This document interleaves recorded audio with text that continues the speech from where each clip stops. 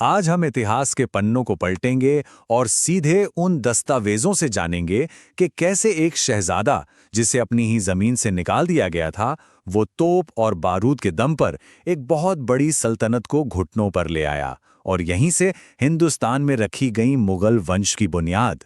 देखिए, हर महान साम्राज्य की कहानी उसके बनाने वाले से शुरू होती है। और मुगल साम्राज्य के लिए वो शख्स था ज़हीर उद्दीन मोहम्मद बाबर, एक ऐसा नाम जो इतिहास में हमेशा के लिए दर्ज हो गया। तो कहानी शुरू होती है 1483 में फरगना की एक छोटी सी रियासत से। ज़हीरुद्दीन मोहम्मद, यही नाम था उसका। सोचिए, सिर्फ 11 साल की उम्र में उसके सर पर ताज रख दिया गया। लेकिन मध्य एशिया के लगातार संघर्षों और समरकंद जैसे बड़े शहर को खोने के बाद उसकी नजरें कहीं और टिक गईं, हिंदुस्तान की बेपनाह दौलत पर। 1507 में बादशाह की उपाधि लेना सिर्फ एक टाइटल नहीं था, ये उसकी शाही महत्वाकांक्षाओं का खुल्लम खुल्ला ऐलान था। ये ऐलान कि वो अब कोई छोटा मोटा शासक नहीं, बल्कि एक सम्राट है। अब बाबर की महत्वाकांक्षा तो अपनी जगह थी, लेकिन उसे हिंदुस्तान में जो मौका मिला वो दिल्ली सल्तनत की अपनी अंदरूनी कमजोरियों की वजह से था। एक ऐसा साम्राज्य जो बाहर से तो बहुत बड़ा और मजबूत दिखता था, लेकिन अंदर से खोखला हो रहा था। अब यहां कहानी में एक बहुत बड़ा ट्विस्ट आता है, पता है क्या? बाबर कोई बिन बुलाया मेहमान नहीं था, उसे बाकायदा बुलाया गया था। दिल्ली के सुल्तान इब्राहिम लोदी के खिलाफ नाराजगी इतनी बढ़ चुकी थी कि पंजाब के गवर्नर दौलत खान लोदी और सुल्तान के अपने चाचा आलम खान ने ही उसे सत्ता उखाड़ फेंकने का न्योता दे दिया। मतलब सल्तनत भीतर से ही टूट रही थी। बाबर सिर्फ एक महत्वाकांक्षी शहजादा नहीं था, वो लड़ाई की कला में एक क्रांतिकारी भी था। वो अपने साथ एक ऐसी टेक्नोलॉजी लेकर आया जिसने भारतीय उपमहाद्वीप में जंग के सारे नियम हमेशा के लिए बदल दिए। पानीपत से 7 साल पहले ही 1519 में बाबर ने बाज़ौर और भेड़ा के किलों पर हमला करके ये साबित कर दिया था कि उसकी सेना के पास एक ऐसा हथियार है जो तबाही मचा सकता है, मैदानी तोपें। ये सिर्फ एक नई तकनीक नहीं थी, ये जंग लड़ने का एक बिल्कुल नया तरीका था, एक ऐसा तरीका जो दुश्मन को संभलने का मौका तक नहीं देता था। और अब हम उस फैसले वाले दिन पर आते हैं जब हिंदुस्तान के मुकद्दर का फैसला होना था। पानीपत का मैदान, एक तरफ दिल्ली सल्तनत की विशाल सेना हाथियों और लाखों सैनिकों के साथ, और दूसरी तरफ एक हमलावर शहजादा और उसकी मुट्ठी भर लेकिन नए जमाने के हथियारों से लैस सेना। चलिए जरा इन दो सेनाओं की तुलना करते हैं। बाबर के पास मुख्य रूप से सिर्फ 12,000 घुड़सवार थे, वहीं इब्राहिम लोदी के पास कहते हैं कि करीब 1 लाख सैनिक और सैकड़ों जंगी हाथी थे।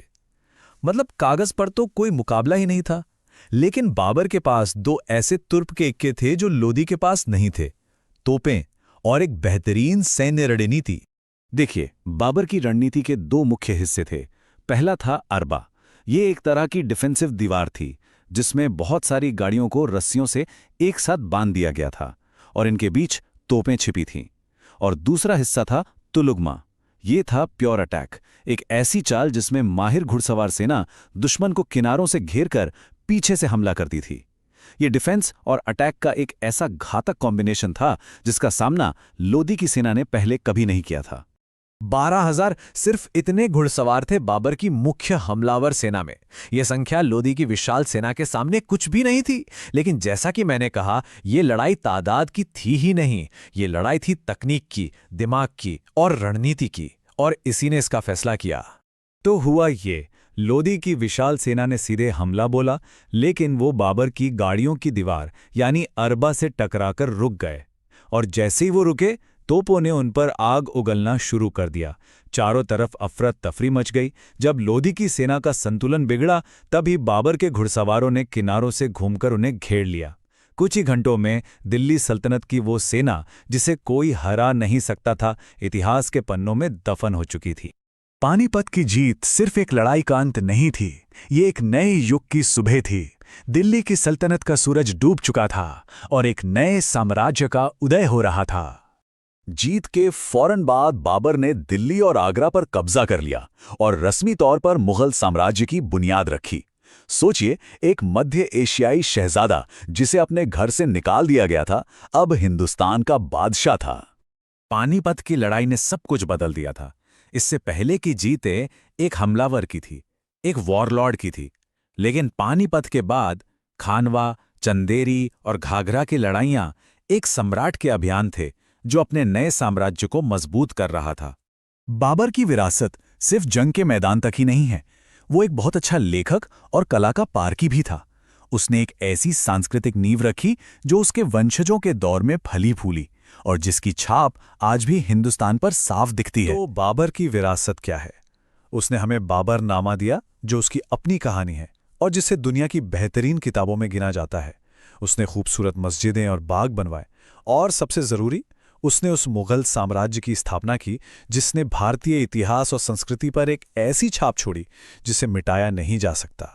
तो जाते जाते बस एक सवाल छोड़ जाते हैं। जरा सोचिए, अगर उस एक दिन पानीपत के मैदान में वो तोपें शांत रह जाती तो आज का भारत कैसा होता? हमारा इतिहास, हमारी संस्कृति, हमारी दुनिया कितनी अलग होती? इतिहास सिर्फ बीती हुई तारीखों का खेल नहीं है, ये उन संभावनाओं की कहानी भी है जो कभी थीं और जो हो सकती थी।